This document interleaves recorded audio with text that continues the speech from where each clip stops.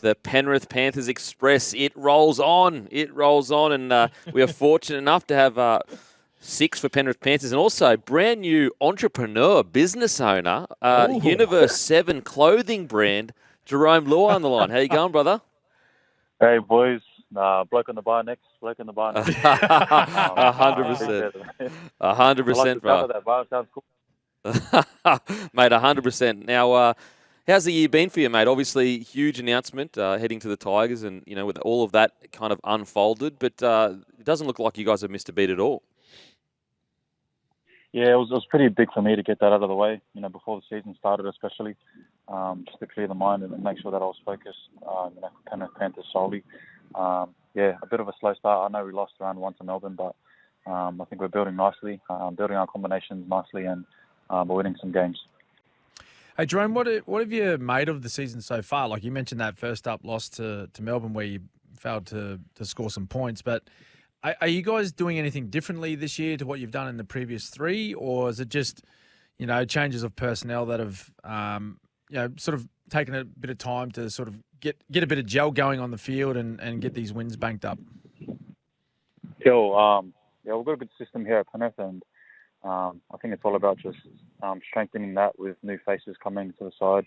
Young Taylor May's coming in first year at Centre, and he's completely smashed it every game he's had. But I think that's what it's about for us here. We know our system works, and the more we can just spread that amongst the boys coming into the side, then we know what works for us, and we're going to keep doing it until it doesn't work. And, mate, obviously you had to get it out of the way before the season started, and I know you'd probably be so sick of answering the question about the Tigers. But I guess the decision, when it all came down to it, like, what was the catalyst for the decision to go to the Tigers? Probably the challenge of it. You sort of you get into that comfort zone, and it's a bit dangerous. I think stepping out of that, for me, seeing it as a great challenge for myself and see how far I can take it, was one of them. But family was another one for me, and family's a big part of my life. So Benji also, getting the chance to be coached by him. He was always my favourite player growing up. I got to play alongside him in the Maldives team, and now I get to go over there and get coached under him next year. So pretty excited about that. Mate, you got a pretty strong relationship with Nathan Cleary, and I think everyone expects him to be the 7 for the Blues in a few weeks when State of Origin 1 rolls around. I know your focus is solely on Penrith at the moment, but have you got one eye on this State of Origin series coming up at all for that number 6 jersey? Not an eye, but I think you're always conscious about it when it's coming up. All the talk around leading up to it, who's going to play in certain positions and things like that. I love the spirit of Origin. I love the build up towards it, and I love the jersey itself. So it's always a goal for me at the start of every year to be amongst that 17 that runs out there and takes on Queensland. But I think at the end of the day, the jersey will pick the man and who's fit to wear it. So whoever's in that 6 will do a great job. Mate, obviously you've won 3 on the trot. You've been in 4 grand finals in a row, and I understand that you head into each year, and I guess the message from the coaching staff would be, we've got a job to do here, boys. But what has anything changed each year on year, to try to re-motivate you boys? I know you all got motivation, obviously, but to re-motivate or just make things fresh so that you kind of go into a new year with kind of a rekindled fire to win another premiership? Yeah, I just think the coaching staff does a really good job with doing that. There are themes throughout the year, and it changes. It's changed every year, so I guess that's a bit of brings a bit of freshness to each season. I think, well, one year was Top Gun, another year was Mount Everest, just things like that. It keeps it themed, and I think this season is a bit of untreaded waters. Like, no one's really done the 4-peat, you know what I mean? But I don't know, we just love winning as a team. We love each other's company, and we're a young group at the end of the day that has a lot of energy. So that's motivation for us, is just to be great, to make most of our potential, and love playing with each other. And like you spoke about, that 3-peat, and no one's gone on to win 4, or haven't done so in a long time. Certainly not in the era of the NRL. But do you feel as though this year it's been more difficult than the previous 3, as far as expectation on you guys to go out and win? most games that you play, and the way that opposition teams are hunting you, because they see you as the pinnacle of our game, right? They see you as the top team. Do you feel as though this has been like the hardest year so far to try and find wins? Yeah, man. I think it's pretty weird. Like, even family and friends are always expecting us to win and win comfortably. You know what I mean? So Yeah. it's pretty crazy. But at the end of the day, any NRL game is hard to win, and each year it's gotten tougher. Each year teams are changing, and they're adapting to where the game's being played and the rule changes and things like that. So that's a challenge in itself, and that's what motivates us. I think teams getting better, and we just need to be even better than that. So it's good. It keeps us on our toes, and we're just looking to get better and better. Mate, what's it like? You're 27 years old now, so you're still a relatively young fella, but compared to some of the teenagers and the young boys coming through, your Taylor May and Tonga and all those boys are coming through. Because when you came into grade, obviously Penrith were building, and then you've done what you've achieved, and you've almost you've had a big shift on culture in the area. So you're kind of seeing guys come through now that would have watched you as they were 16 years old, kind of win premierships. What's that feeling been like for you as a leader now on the side? It's been really good, man. I'm really proud of it. Boys having to come into a winning culture rather than what we did sort of back when we started, like you said. Just proud of, I guess, the foundation that we've sort of laid for the boys coming through, and the system that we've set in place. It's a massive rap to, I guess, the group and the playing group and the coaching staff and things like that. So I'm leaving at the end of the year, but I can definitely be proud of something that I've helped build here for the boys. So yeah, it's pretty cool. We know you got to run to a meeting, and we know you're moving on next year. But any word on David Fifita? Can you give us some inside info? Scoop. As Ivan led on, can you give us a scoop, mate? I got to use. David Fifita's playing for New South Wales, not for Queensland. Oh, mate, thanks so much. Sure, Thanks so much for joining us, brother. We really appreciate it. And any of the listeners, if you want some new clothes, Universe 7, head over to the Instagram. You can grab some new kit. I'll see you later, brother. Let's go. There he is. There he is. Isn't that going to be an interesting game this week? Oh, Penrith, they're hosting the Bulldogs. They're 6 p.m. Friday night at Panthers Stadium. If you want to get along, check out Ticket Tech. You can find all your tickets there. But they're taking on a few of their ex-teammates. Matty Burton, Stephen Crichton. Just a little bit of banter will be flying back and forth. Just a tiny bit.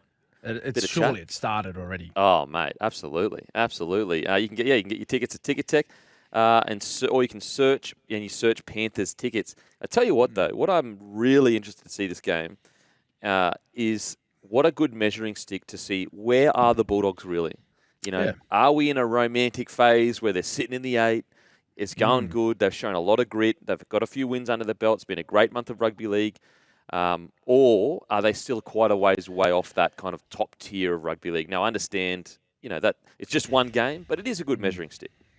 Oh, mate, absolutely. It's, they forced themselves into the top 8, right? So they're 4 wins from 8 games. So they've won half of their matches this year already. So this is a great opportunity for them. And, I think those players that we just mentioned, and we failed to mention Viliami Kikau, one of the biggest contributors to Penrith with those couple of premierships. But they'll give great insights into, to their teammates, and obviously having Cam Serraldo there as their coach, like he'll have a really strong understanding of what mindset or attitude that Penrith are going to bring this week. I think everyone sort of knows, don't they, how Penrith's going to play. Like it's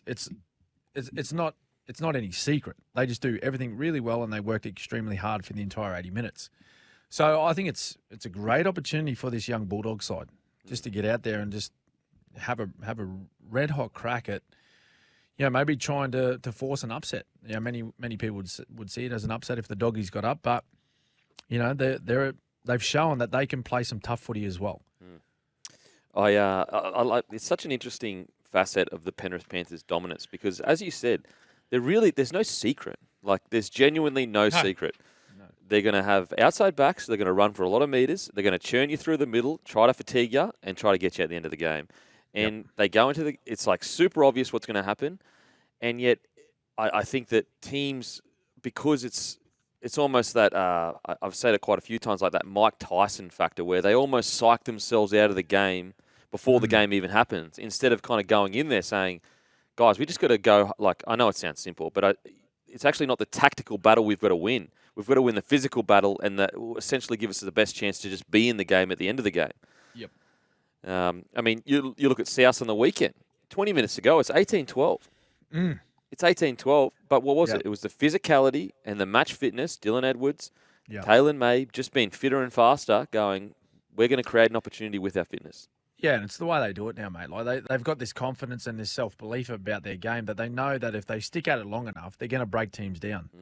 So in that early success that they had in 2020, look, what they were doing was they were going out and playing this just like incredible style of footy where they'd blow teams off the park and they'd score so many points early that like they'd try and defend their way to a victory. Whereas now, like they just go, right, I know, we've learned so much from those early days.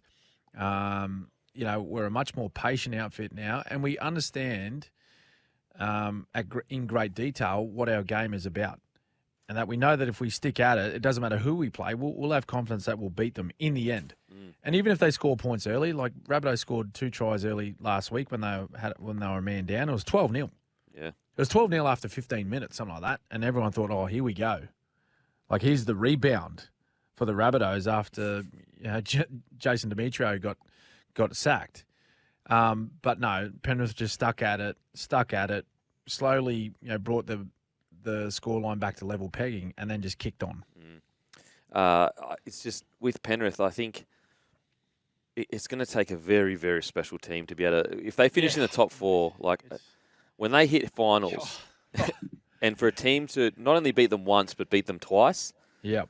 Jeez, like, can you imagine 4 straight? Well, that's 5. Like even if they make the grand final this year, like the accomplishment in itself of making 5 grand finals in a row is incredible.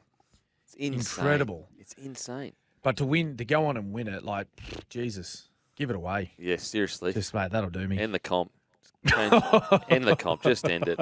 Until those. Just let them. Just say, mate, look, you're out. Yep, you're out. See you later. Have a year off. We're giving everyone else a go, mate. I find it's really what you spoke about before. How in 2020 they'd go on and try and blow teams off the park and then defend a lead. Yeah, it's funny because Ivan Cleary actually said after they lost that grand final to you guys was they completely changed their system to exactly what you said, where it's actually the opposite. It's the last 20 minutes where we want to win. Yeah. And we saw that obviously in the grand final against the Broncos, where it looked like finally they'd met their athletic match. Finally there was a team of blokes that were more athletic than them, that were faster, stronger, and it was like, but they don't have the experience. They don't have that last 20 minutes in them like Penrith do, and they get the grand final win. We're going to head to a break. After the break, plenty more to talk about, which is State of Origin.